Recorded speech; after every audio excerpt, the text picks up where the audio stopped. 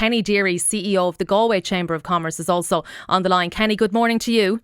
Good morning, Susan. Thank you for having me on. Kenny, you've been promoting a lot of shop local campaigns in the Galway area as well to try and encourage people to really shop local this Christmas too. Absolutely. And this is something, Susan, that even with your colleague Henry McKean many months ago under Champion Green, we were focusing on this in Galway. And I think the messaging has been very clear right over the last 6 to 8 months is many of the businesses in Galway have pivoted, they've moved online. They've adapted their ways of doing business. And really and truly, if we look at the west of Ireland, it's about community and it's about supporting those local businesses who are employing your children, your neighbours' children, who are donating to the charity events next Easter and Paddy's when you're looking for the spot prize and the donation. Where do you go emailing Amazon to say, I'm looking for a spot prize for my children's football team, whereby your local trade or your local business will support that. And I think like my colleagues on the line, Galway's a medieval city. Many of your listeners would know that. And it looks magical at the moment. A huge amount of effort has been put in by both the business community and Galway City Council in terms of creating that spark of, I think, what we needed, because to be fair, November was a long, dreary, bleak month, and we've come into reopening last week. What I'm delighted to say is that it has been a smooth process in Galway.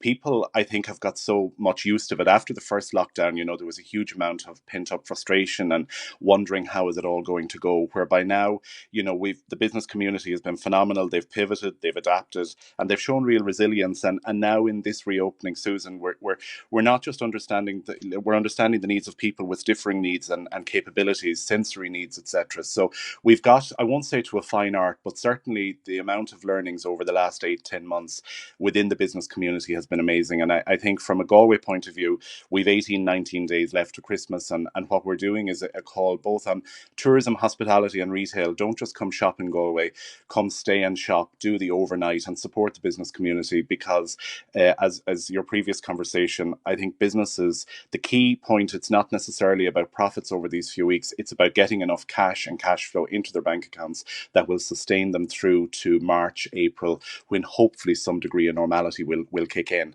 And I think what another unique bit possibly about Galway, Susan, is it's nearly a tale of two economies. Some of our members have performing very well, in the med tech, the manufacturing and the life sciences space. And I think they're going to be vital and have been in their support of the other sectors who need help. So many companies that maybe won't be having Christmas parties are supporting local. They're buying the Galway Chamber gift card. They're buying a range of hampers from local stores. So that spirit of community, I think, is something that's unique when you look at Galway, which really is a micro city, but definitely that piece of magic on the West Coast hasn't been lost. You've adopted that local voucher scheme as well, Kenny, that we heard Jenny talk about in Waterford as well. And you've got some stats in terms of even your figures from An Post and what they're delivering. You can tell that the items, or at least a lot of them, are actually coming from local Irish businesses. So it would seem it's working. It would seem it's working. And even on Post this week, David McRedmond had a tweet up and he was talking, you could see the articulated An Post lorry with pallets of goods from Charlie Byrne's bookstore and other stores around Galway being shipped off to their distribution centre.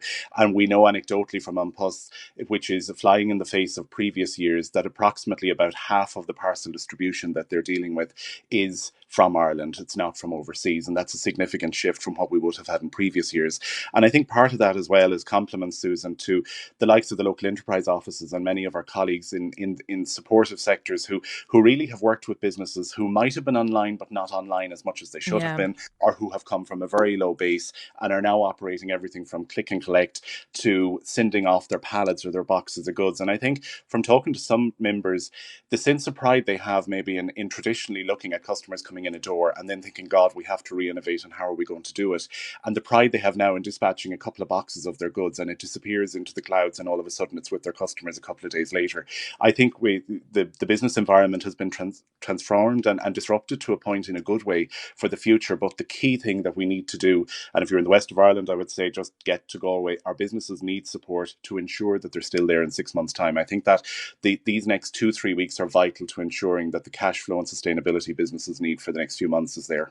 In terms then, Kenny, of the hospitality sector, we know Galway's a great kind of vibrant, busy city for nightlife, and I'm sure you're missing, you know, the sort of scene, the pub scene that goes with being in Galway. But in terms of the restaurants that are open, have they adapted as well, as we've heard, in terms of the outdoor eating and, you know, people putting on a coat and getting out there and still getting to enjoy a meal that they don't have to cook themselves? That they are, and to give context, hospitality employs 20,000 people in Galway, so it's a significant part of our economy, and also reflective of how good we are at it. You know, there's normally about 2 million visitors annually to Galway, and I think those who've reopened last week, many were open on click and collect and takeaway, and those that have reopened where they can, they're spacing people out. Where they can, they're going outdoors. They've been innovative in terms of spacing out, let's say, the bookings. People are willing to come in, let's say if there's 2 sittings, to come earlier than we normally would and later. So there's a whole collection of good things happening. And I think what we're seeing, Susan, is who would traditionally have been competitors are all working together. And has there been much evidence, Kenny, of no-shows? We spoke to Graham there. It is proving to be a problem in Dublin. It proved a problem after the first lockdown as well.